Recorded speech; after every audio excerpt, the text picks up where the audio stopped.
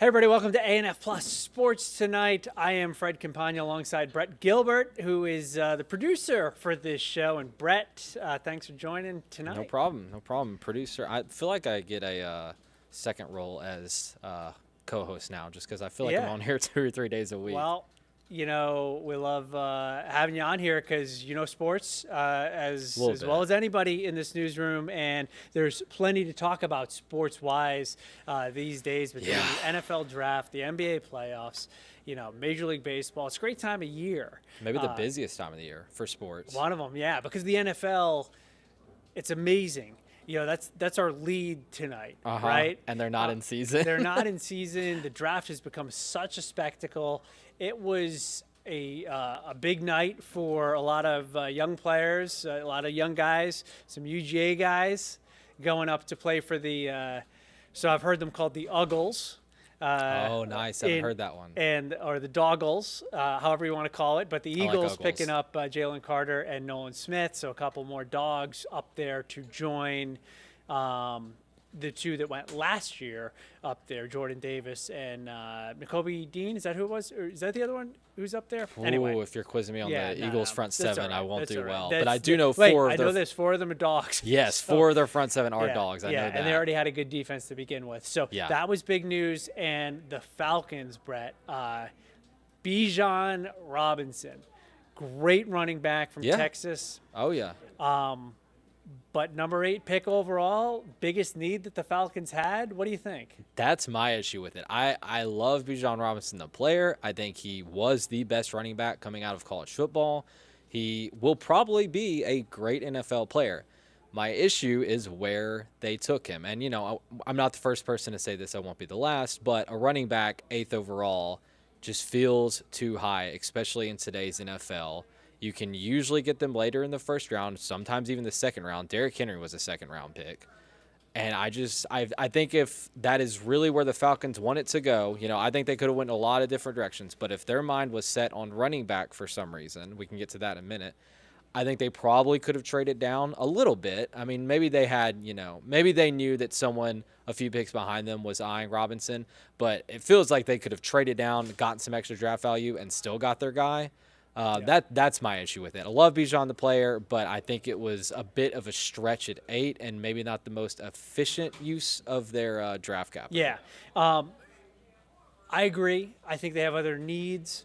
So I saw today a couple of things. Well, I think the first running back picked in the top 10 since Saquon Barkley, right? If I'm not mistaken on that. So it's been a little while since somebody's been. And there's a reason for that. The NFL's kind of shifted. Yeah. And there are some comparisons to some really, really good NFL running backs, Christian McCaffrey, among others, for Bijan Robinson. It's definitely, I think, more of a power runner maybe than McCaffrey is, but he's supposed to be really good out of the backfield catching the ball. But also, the Falcons last year, in some of the advanced metrics, had the best run game in the NFL already. Tyler Algier was a very good rookie running back. Cordero Patterson did a lot, especially near the goal line. You could count on him to get in. He's one of the more efficient runners in the red zone in the NFL. So you already have those guys, and then you go and take Bijan, when you need – I was going to say that they need some O-line help, but that would contradict my last point about them being so efficient at running. But what they need is pass protection help. So they do need, that. And then they could use some defensive help because that defense last year, Brett, not so good. Yeah, and they did a lot in free agency to address that defense. They could definitely still draft some pieces. Because a lot of those guys they brought in on free agency are on shorter contracts and are aging or are on expensive contracts. You draft a guy, you're going to have him for 4 to 5 years if you get him in the first round and on a cheap contract. And you can get a solid cornerstone piece of your defense. But, yeah, I personally think it would have been wiser to go offensive line, maybe even receiver, which they may be able to do tonight because not a lot of receivers went in the first round, or pick someone on the defensive side of the ball. But, they did what they did. But I'm right in line with you. Looking at what they had last year, I don't understand the feeling the need to go after Bijan. It'd be one thing if this was a roster like the Eagles where they're kind of stacked everywhere And they're like, well, we were good at running back last year, but imagine if we had an elite running back. Right. Well, to that point, the Eagles were in the Super Bowl, almost won the thing.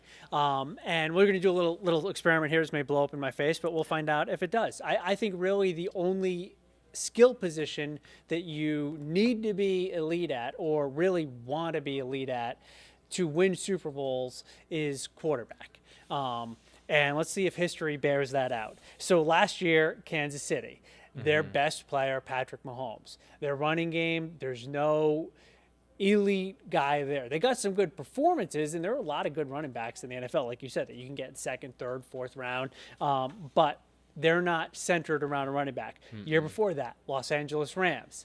I think that they might have been relying on Sony Michel at the time that they ended up making that run. I'm not even sure, but either way, we'll go back. No one's putting Sony in elite NFL territory. Prior to that, Tampa Bay. Playoff Leonard Fournette, but not that guy. Kansas City, New England, Philly, New England, Denver, New England, going all the way back. There hasn't been that. Who was in Denver at the time when Peyton won? Who was the running back at that time? Yeah. Well, I'll bring the game up. Okay, obviously, if we don't remember, it was no one important. For some reason in my head, I was thinking that may have been someone. No, C.J. Anderson. Oh, I do remember that, actually. Yeah. Hey, he went to one with the Rams a few years later, and too. I'm pretty sure C.J. Anderson came on in the postseason in that, and they won 24-10. They won because of their defense. Yes, So I think we might be able to go back and actually find one. Possibly, nope. I was going to say Seattle, but that was pre-Marshawn Lynch, I think. Man. Even. So, or if he was on the team, he didn't do anything because Percy Harvin, of all people, led them in rushing. Hey, Marshawn was on that team. He ran for 2.6 yards per carry in a 43-8 win in the Super Bowl. It was over 10 years ago, whatever it was. So my point is that, elite running backs, elite wide receivers, like top tier, number 1, 2, or 3 in the league, aren't always a ticket to winning the Super Bowl. You need a complete team, and you need, if there's one guy who can control the game, it's your quarterback. Yeah. There was a quarterback still on the board who's actually still on the board. Yeah, they could get him tonight if they want him. They actually could. So that would be interesting. There. I've heard a lot of rumors about what might happen with Will Levis. And our next thing is the first round winners and losers. So I think we both agree as far as the Falcons go, Brett, that they maybe should have gone somewhere else. But yeah. Oh, I thought you were going to label him first round loser there.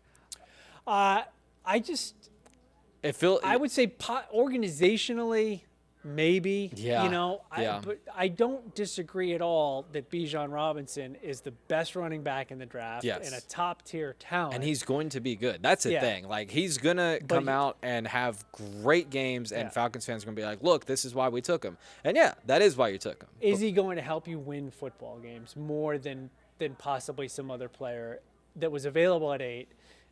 Could have done. I guess we'll there find were that a lot out. of tackles there. There was a lot there. There was a lot there. Let's get our knee-jerk reactions to some of the winners and losers. I mentioned this earlier on. I think the Eagles have to be looked at as a big winner. Yeah.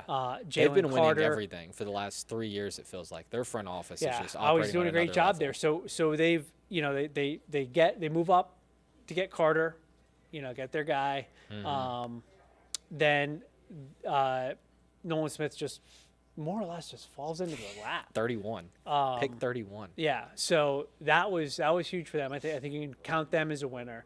It was kind of a rich get richer because another winner that I have anyway would be the Bills, Dalton Kincaid, best tight end by a lot of people's estimations, and heard his name mentioned alongside like Travis Kelce. Now, I don't know if there's a direct comparison there, but just the fact that people are whispering that, like, oh, this guy kind of reminds me of Kelce and how athletic he is as a tight end, put him in that offense. They needed another guy who can catch the ball, and now they seem to have one, and they were already a very good team. So another winner that I think a lot of people aren't talking about because they picked so far in front of everyone, and you just expect those teams to win. But the Texans kind of had a genius move last night. For the last 3 months, we've been hearing, a million different orders in which these top 4 guys would go.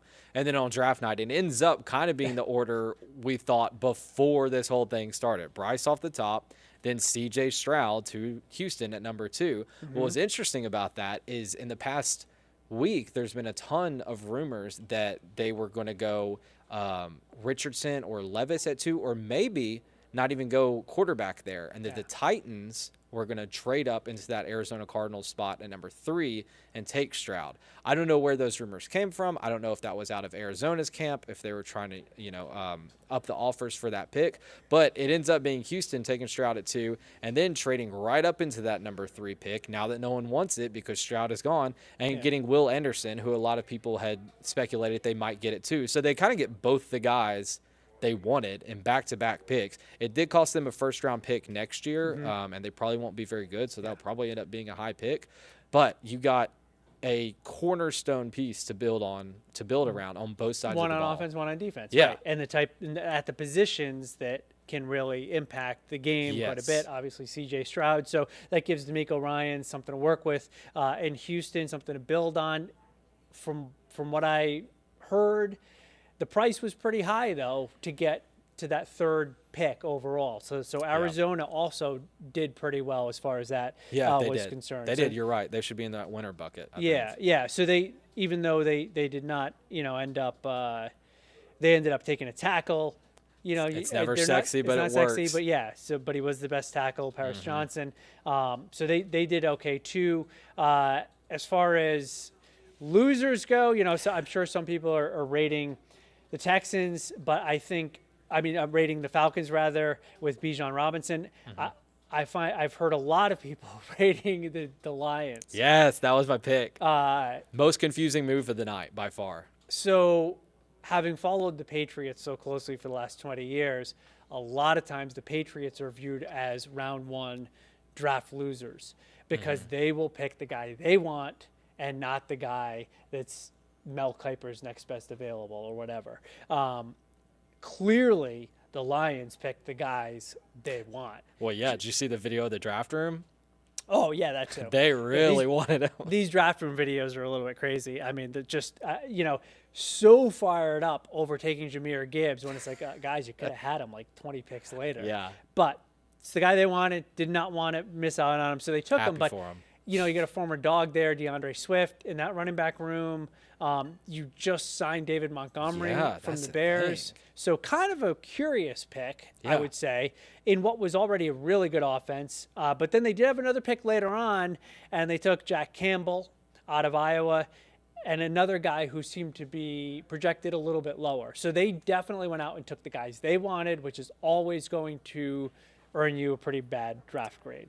Yeah, I mean, I think they probably could have gotten Gibbs at that 2nd pick. Right. Yeah, but, there's 2 ways to look at it. 2 schools of thought. The guy we want, and he's on our draft board. And at the end of the day, you don't really know what other teams' draft boards look like.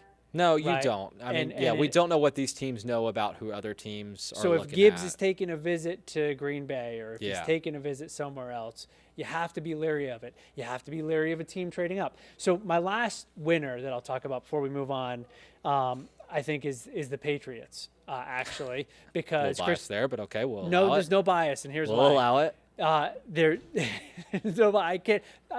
Unfortunately, I don't think I can say the word Patriots or Celtics or Bruins or Red Sox without you saying there's bias. No, but and your fellow fan isn't here to defend you. Right.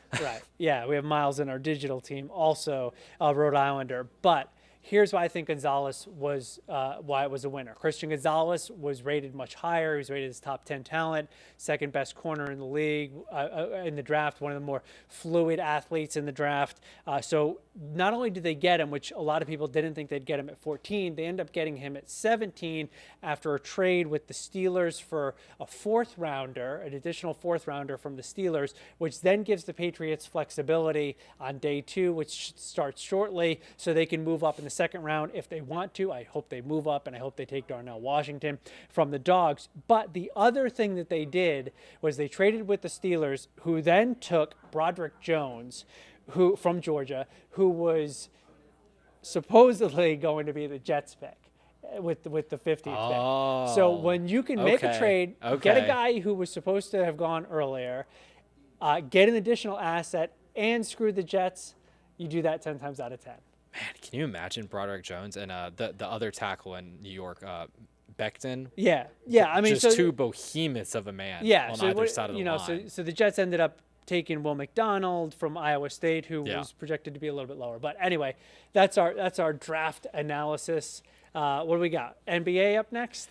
Yeah, the Hawks ending their season last night, or the Celtics ending their season. I guess you can continue. Can I speak about this without bias? Yeah, I'll let you continue your little biased run here. Celtics got it done, but hey, the Hawks gave them a fight. Yeah, it was exciting. It was a good series. Yeah. And like I've been telling people, I haven't told Rick Fulbaum this yet, but he's within earshot. When the Celtics beat the Sixers in 5, people are going to look at the Hawks going 6 and go, "Wow, Hawks actually did pretty well." So, You think so? Hey, you know who was loving every time the Hawks won? Joel Embiid. His knee healing up. He was loving. Yeah, no, that definitely helped. He extended rest versus rust, while he's working on his knee, getting that rehab, tweeting about Jimmy Butler and Trae Young and all these other guys. Yeah. James Harden took advantage of his time off to go to Vegas and slap somebody on camera. So he did his thing that he normally does. They're getting ready. So They're getting fired up over there perfect. in Philly. Yeah. So I don't know if you've seen that video. I have Brett. not, actually. Apparently, not apparently. I mean, there is video of James Harden kind of slapping a guy outside of a Vegas nightclub. Flagrant one? What's that? Flagrant one? Flagrant one. In today's NBA, it might have been a flagrant one. Okay.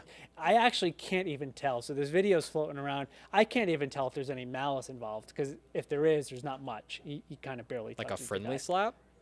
That's the thing. Okay. Maybe not. Okay. But it I did need not to see escalate. the video, I It did guess. not escalate. Okay. Anyway, let's get back on track talking about the game here last night. Came down to the last 3 minutes. Hawks had a 113-110 lead, I think, at one point, and Yes. the Celtics went on a 9-0 run, a Yeah. very quick 9-0 Three run. threes in a row. So what the Celtics did was they looked at how the Hawks defended them at the end of Game 5. The Hawks came out toward the end in the last 3 minutes, tried to defend them by rushing a couple of guys at Jaylen Brown or Jason Tatum. Marcus Smart went to the free throw line. The entry pass came into Smart. He then did something with it, either to Horford or to Grant or back, to Tatum or Jaylen Brown. And, they just went on a quick run. The Hawks proceeded to have a tough time even inbounding the ball at one point. Yeah. They had 3 consecutive attempts to inbound the ball. It was near the end of the game and when the game was more or less decided. But 3 straight times, Trae Young throws the ball off of Marcus Smart to avoid a 5-second call. Then he's like, forget it. I'm not doing this anymore. He calls DeAndre Hunter over to inbound it, and Hunter floats one into the Celtics bench. And after the game, during Trae Young's postgame, he said that they didn't have a play for that because with Quinn Snyder, they hadn't run those sets. They hadn't run those stacks off of a weird side inbound play. And I think that sums up the end of the Hawks season, which was they made changes very late in the season, right? Would you agree as far as Snyder coming in a little bit later than you Yeah, expect? definitely. I mean, he got there, 26 games ago, I think. 26 so he got games. There, right. So he got there late. So, yeah, I mean, these guys just figured out this system weeks ago. Exactly. So they're learning it on the fly. Yeah. Trae Young saying that during his post game, I think just put, more of an emphasis on the fact that they were very much a work in progress. Yeah, which I think should give Hawks fans a little hope for next year. Because they, at times, played all right. The defense was more or less atrocious. They played most more of than the all right. time against the Celtics. I mean, the Celtics were scoring at will, scored 128 or whatever it was last night. Yeah. But the offense looked pretty good at times. So I think that there's something to build on there for the Hawks going forward. Yeah, I do too.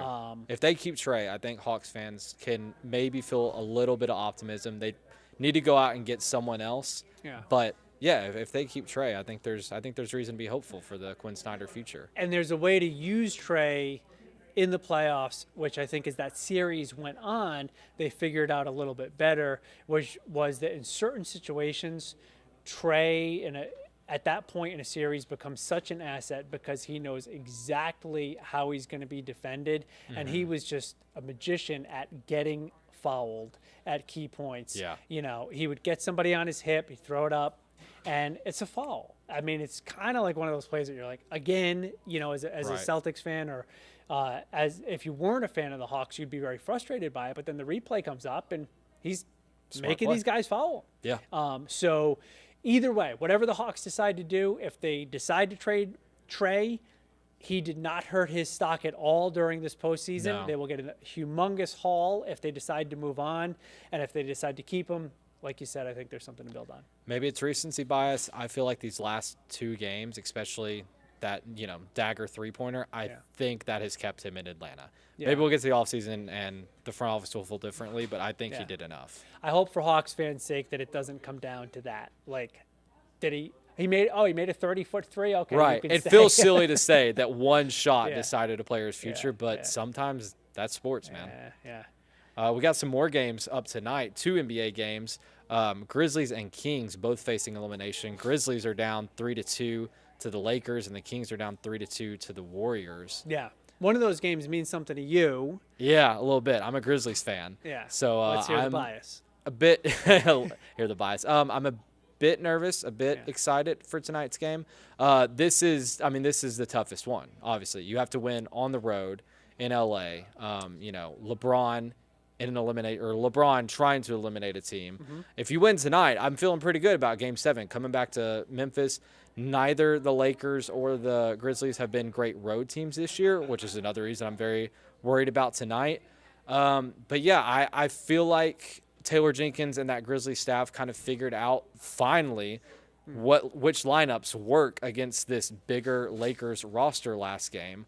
They ended up benching Brooks for a good bit of that game. He would have probably rode the bench more if Kennard hadn't gotten into foul trouble early and then gotten injured late. I think Jenkins is probably hoping to only play Dylan Brooks like 16 minutes tonight and give Kennard a lot more opportunity out there because do we know what the status is with Kennard's shoulder? last I saw it was they Stinger? said Or, I mean, if it's anything more than that, I can't imagine he's going to be in great shape because he had it all wrapped up and he did leave the game. So I think that's key. right. Let me look for the latest because last I saw they were making the decision All right, today. while you look for that, I will give my 2 cents. Yeah, go which ahead. is that I think that the hardest thing to do is to close out a team. This is hard for the Grizzlies, but they're fighting for their lives. I mean, that's just part of your back to your wall, back to the wall. You're going into LA. The hardest thing to do is to put a team away. Now, probably one of the better guys in the NBA at doing that is LeBron James. Sure. So that makes it a little bit tougher. He can help to close out a team like that. I think he knows that if they don't close it out tonight, they gotta go back to Memphis and try to close it out in a Game 7. Right. But I expect the Grizzlies to be desperate. They have a superstar. They have a good 1A in Bane. They Defensive have player of the year. Defensive player of Don't the sleep year. on Jaren. And I will say it, regardless of how much he plays, they're going to need something tonight out of Dylan Brooks. And he said it. He said, at some point, I'm going to do something. That was a paraphrase. But he said, at some point, I know I'm going to hit a couple of big threes or I'm going to do something. And that belief will get us a 2 for 10 from the 3-point line. Well, stat hopefully tonight. he doesn't do that. He's a very supremely frustrating player to watch because he always thinks he's going to do something. But Yes. maybe tonight's that You're night. telling me. I'm a they Grizzlies fan. need it. I mean, they need it from him. They need probably a 40 burger out of Ja, Mm-hmm. or they need Ja to Feed Desmond. maybe at times play a little bit smarter.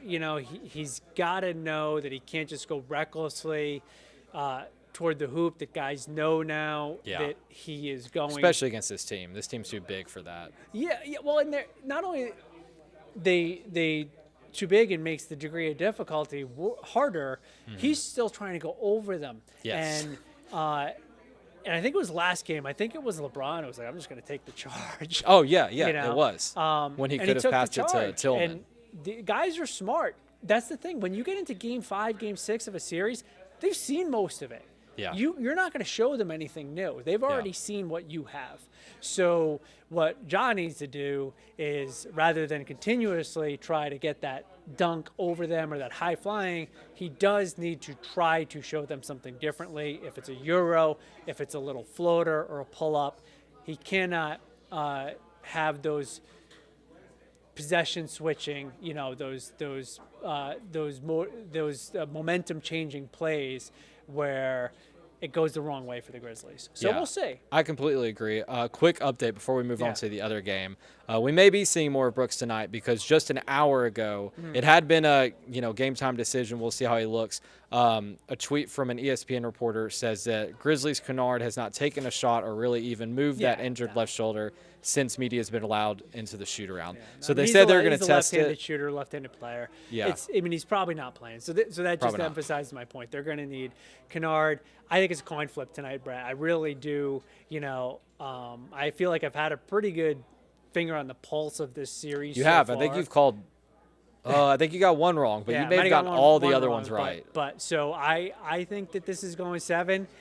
And then I would be, if I was a Grizzlies fan, even more nervous about Game 7 than I am about Game 6. Just because it's LeBron? It's just, exactly. Yeah, I mean, he hasn't lost a Game 7 in like 15 years. Right. I mean, he is built for those moments. So it'll be great game to watch, though. So there's that one, and then there's the other one tonight. The other one's probably also going to be a great game to watch. Yeah.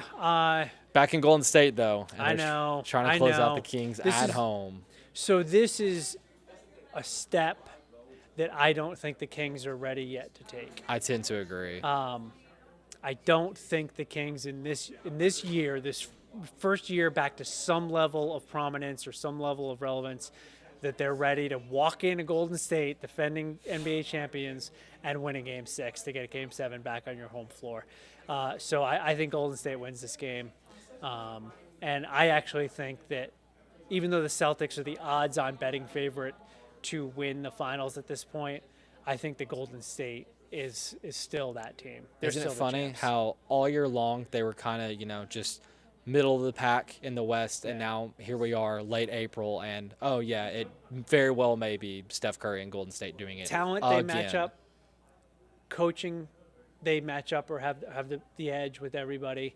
Experience, they have the edge over everybody. You know, when I say experience, it's some of these late game situations have been bad for some teams. The Celtics, were bad in Game 5. The Hawks last night, as well as the Celtics executed, the Hawks were bad. Did you see the end of that Bucks game? That was just that was the worst 2 minutes of basketball I've ever seen in my life. Well, yeah, and it wasn't, Spoelstra handled it all right, but Spoelstra came back. So the story goes that Max Strus, when regulation ended, Jimmy Butler gets the alley-oop sort of play. Yeah. And then the Bucks inbound it and Giannis doesn't even get off a shot. Was that Spoelstra, when they came back to the bench, he said, "What are they doing? Why did they take a timeout?" And then they started to get ready for overtime. So even there, it was like, that's just losing your composure in a big way. Which you don't see in Golden State, to your point. Yeah. So we're getting the wrap here. Yeah, we're getting the wrap. Like 2 seconds, Fred. What's on your mind tonight? I gave you everything that's on my mind, Brett. So we got round 2, NFL draft. Let's go. All right. Yeah. Taylor Swift on my mind. I'm going Sunday night. Are you really? Third, yeah. Okay, well, you'll be on my mind because you're going to need it, man. Good luck. All right, we'll see you.